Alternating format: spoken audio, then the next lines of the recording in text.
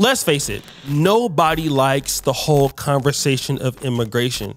And if you're a citizen of a country, the last thing you want is your tax dollars going to immigrants who never helped create those tax dollars. That's just the plain truth. We all know it. We all know what it's about.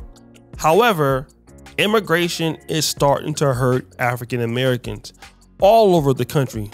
But I want to talk about two cities in particular. One is Chicago with Mayor Brandon Johnson. He's even a worse mayor than the incompetent Lori Lightfoot. And you know what? People were glad to get rid of her, but boy, are they crying to have her back. And yes, Brandon Johnson is that bad. But however, he made some promises to Chicago to get things on the right track, only to be elected and then start doing what he's doing now. And just like in New York City with Mayor Eric Adams, we've seen over 150,000 immigrants coming into the city.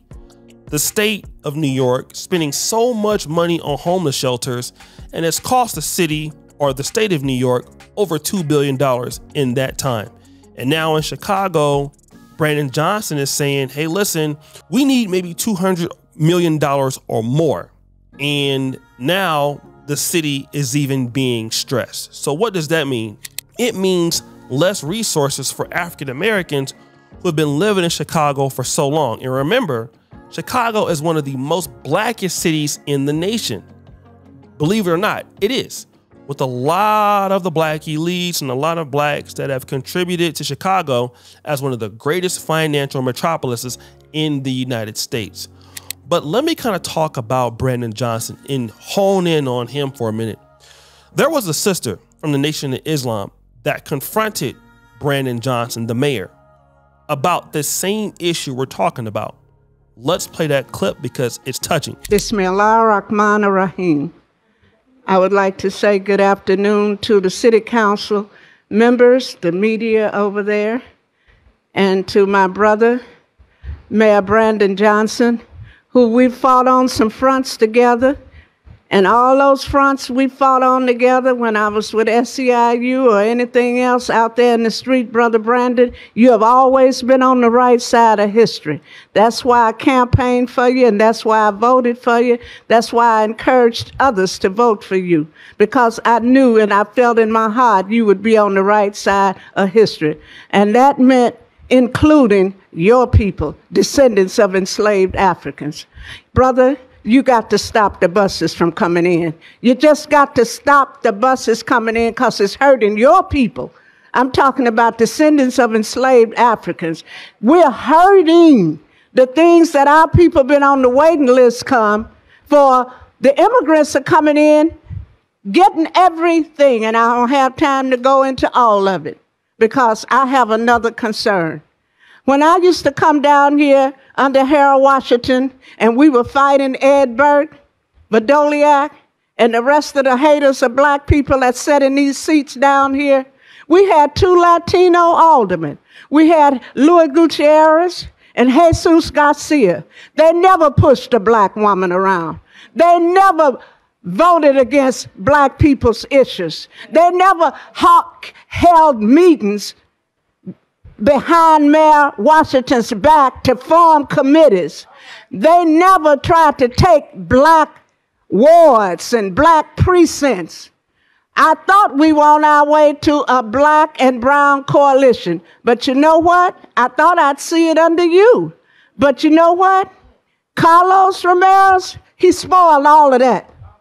And it was disrespectful to every black man down there on that floor, including you, that he's comfortable enough to put his body in front of a black woman, you understand, and tell her what she can't do, because she know ain't no strong black men down there that's going to confront him. He know his people got his back. I wish it had been me he pushed. But I'll just go on to say this. Something has got to be done, because all black women ain't satisfied with Emma Mick's apology and forgive. We ain't for it. But back to the buses, my brother, please, coming from your elder. We've been talking. The elder's been talking. We're looking for you to help us on this issue. Stop the the buses. Please stop those buses from coming in here. Will you please? Thank you. Please. Oh yeah, this really shook up the whole city. And again, so many people have been talking about it because a lot of African Americans feel like some of these immigrants are even being rude. Here's a story that a Hispanic man called a black woman lazy at one of these town hall meetings. No more money for you. You working. No more money for you. Bye-bye. Go back across the No more money for you. It's lazy. You lazy. No more money for you. I want to give a shout out to the African Diaspora channel for finding this story. Now, I want to talk about Brother Search for Uhuru because he's been weighing in on this. He's a brother that's African American, just like me. We're from the same city as Sacramento, but he's been talking about the situation about immigration. And he made some controversial statements about it, which we're going to analyze now. But let's go into the first clip. Today's topic. They say immigrant tethers are eating off our plate. You know, the ADOS FBA, they're saying these immigrant tethers, you know, they're coming to America and they eat off our plate.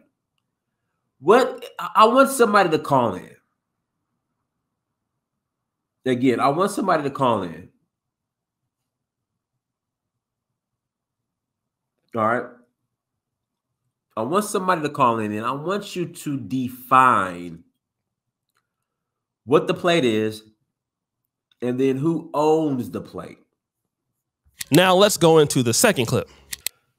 But when ADOS FBA, when they say that these immigrant tellers, you know, the immigrants are coming in and they're eating off our plate, like what plate? Because the majority of immigrants that I know, 99.9% of the immigrants I know, they either work for themselves or they work for white people or the government, which is white people.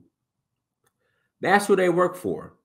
I do not see African and black immigrants en masse getting jobs for ADOS FBA companies. So that's why I get confused when I keep hearing this. They are eating off our plate rhetoric. Again, they're working for themselves, they're entrepreneurs, or they have jobs. And then when it comes to education, when it comes to, you know, because the argument was, well, these immigrants, they're getting into Harvard. But is it still your plate though? I mean, is it your plate? The government benefits infrastructure built from slavery. But is that your plate? Thank you, Taraka. Thank you for the super chat. I appreciate you.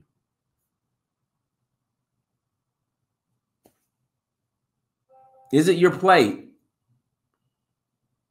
He makes an important statement. Who owns the plate? In this case, he's talking about African immigrants who come to the United States. And he's saying that a lot of these African immigrants start their own business or they work for whites. So how are they eating off the plates of African Americans? He then talks about the educational opportunities that he feels that some people clap back at. Well, you know, these African immigrants are getting into Harvard. They're graduating from Howard Medical School. And yeah, I saw that. I was in medical school. And even when I was in Europe, the Americans that were doing medical school were Africans that were in medical school, Nigerian Americans to be exact. I was one of the only few African Americans that parents came from slavery that was in medical school as an African American that graduated. So I can understand what he's talking about. But this is not new. Dr. Claude Anderson predicted this over 30 years ago. And here's what he had to say then. And nothing has changed. And that black folk are still fighting for self-sufficiency and competitiveness in this country. and that we must come together quickly or what risk being a permanent underclass in the society. One of the alarming predictions you make in the book is along those lines. You mentioned that blacks will be pretty much a permanent underclass in America by the year 2015. Why the year 2015? 2015 because what I've concluded from analysis is that there are going to be a converging of social factors nationally and internationally that's going to place blacks in a permanent status of underclassship. And one, we anticipate by that point in time, based on all the research that's coming to us, that the next generation of whites are going to be more anti-black than they've been since the Civil Rights Movement. Two, we anticipate by the same token about 86 million Hispanics coming into the United States and about 41 million Asians by that point in time, which is going to kick black folk out of being the minority in the society down to a minority. We've been number 2 in the society for 400 years as a group. We're going to become number 4. And if we have not gotten anything after being number 2 for 400 years, you guess what's going to happen when we become number 4.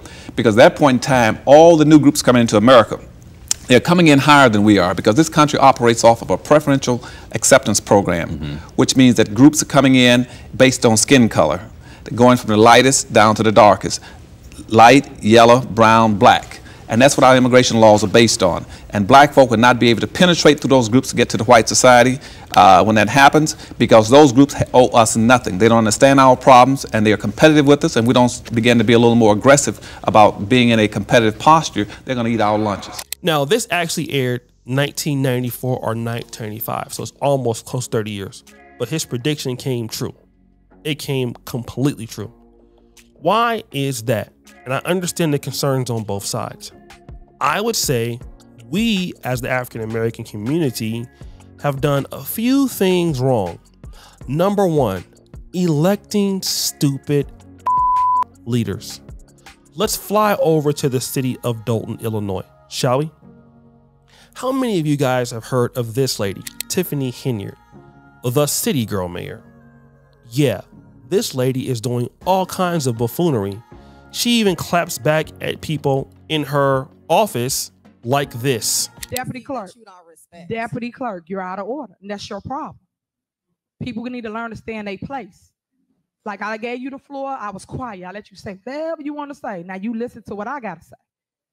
Stop being disrespectful. Stop lying to the people about what it is you in your office should be doing. You and Clerk Key, period. This is a lady that spends a lot of money going on trips, doing all kind of silly stuff like that. I mean, what do you expect when you have a Democratic mayor who is incompetent in every way? What about LaToya Cantrell out of New Orleans? You mean the woman who says this when she steals money to go to Dubai? Whether or not New Orleans Mayor LaToya Cantrell needs to reimburse the city for her first-class travel upgrades may come down to who she works for. Good evening, everyone, and thanks for watching. I'm Katie Moore. And I'm Cherise Gibson. The city travel policy is that city employees must buy the lowest airfare available or pay the difference if they elect to travel in other sections. And Paul Murphy reports the legal question now is, does the policy apply to elected officials, such as the mayor? A defiant New Orleans Mayor LaToya Cantrell is refusing to pay the city roughly $29,000 she charged this year to upgrade her city air travel to business and first class. All expenses incurred doing business on behalf of the city of New Orleans will not be reimbursed to the city of New Orleans. One thing is clear, I do my job. Right, and we can go even to male mayors, former leaders like Kwame Kilpatrick and others. The point that I'm trying to make is we elect people who are largely incompetent because we like them or we feel like they have swag. And then when they get in office, these people feel like they don't need to do anything for us. So what do? They go to the people that fund them. And that's something secondarily that we got to deal with. Pan-Africans are those people that are on, the FBA #ADOS side, or we're Native American Indians. Those two groups share one thing in common. We fail to understand the political ballgame. And what happens in politics, it creates strange bedfellows, right? One of those strange bedfellows can be created if you're paying for an agenda to occur. What has happened in Black America is that most of us are largely Democrat, and we don't really contribute to campaigns, to people, So when we elect them into office, well, we're not funding them. So they're going to bet on the fact that, well, no matter how fucked up I do at this job, I'll be reelected anyway. Isn't that the story of Coleman Young? Coleman Young is one of the worst mayors in the history of Black America. And he was even dying and was still getting reelected. He really helped destroy Detroit.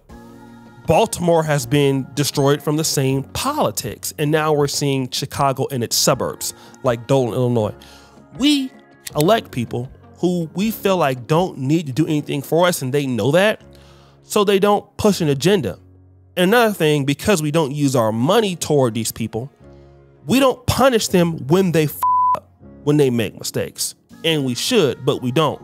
So when you don't give to your campaigns, you don't get to make the strange bedfellows that would really help you get to what you want to be, right? People don't need to like you in politics, they need to respect you.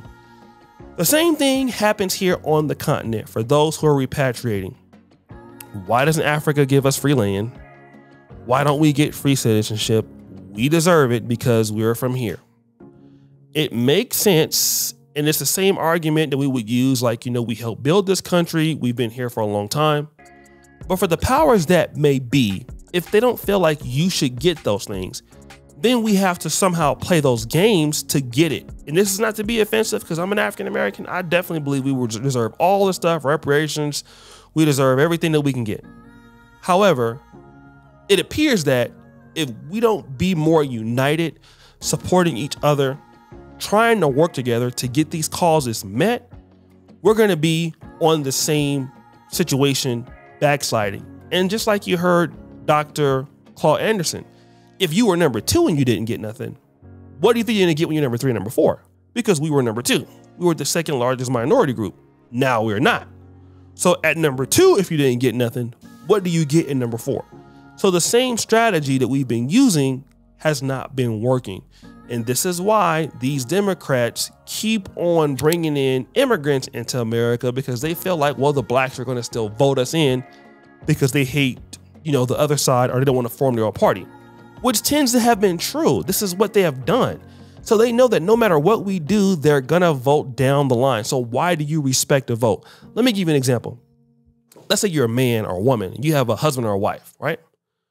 You can go out and cheat on them every day. They might complain about it, but they're never going to leave. Your husband is still going to pay the bills no matter how many times he catches you in bed with another man. Would you have any respect for him? Not really, because he's never going to go anywhere, right? But if he will go somewhere, you would be, emboldened to stop your behavior because you could be let go. And until blacks start to do that in America, like, we're going to pull our resources, our votes or whatever from you guys, or we're going to support our political campaigns with money to get what we want to do or create an agenda, then we're going to continue to have that issue. And that same issue is what affects us diasporans here in Africa. There's no agenda. There's no money really behind the agenda. So you're not going to be able to make somebody feel bad for your situation because you're right. Again, Malcolm X used to be right, and Dr. King used to be right on a lot of debates when it came to racism. But then again, you have to have that power or fear behind you, which is what some of them did in the 60s, which we don't have now. So the immigrant crisis is going to get worse unless blacks in America decide to, hey, listen, we need to somehow bond together and understand, look, who we are as a people. We need to really try to come together quickly. Like Dr. Claude Anderson said, quickly, right? In the African-American community, we got to come together quickly, fast, start supporting each other. If people got to fight it out, let them fight it out. Let's just get it, together, slowly by slowly, start building some trust and accountability within each other so that we can start to demand what it is that we want. It's going to be hard, it's going to be difficult, but it has to start somewhere. And the secondary thing, politics is won by money. How much can you give? And how much can you make somebody feel like, if you don't do that, I'm not going to support your political campaign anymore? It's what everybody does. The gays, protected groups do it. They give money. If you don't do it, we're not going to give you money anymore. I think as blacks, we have the money. We don't give the money because we feel like we're owed something, which we are. So we don't give. And then that keeps us being pushed back too. So guys, what do you think? It's your boy Shady Jackson back at it again with another episode of Kinganda. I really appreciate you for all you do. Heard the bell. We're out.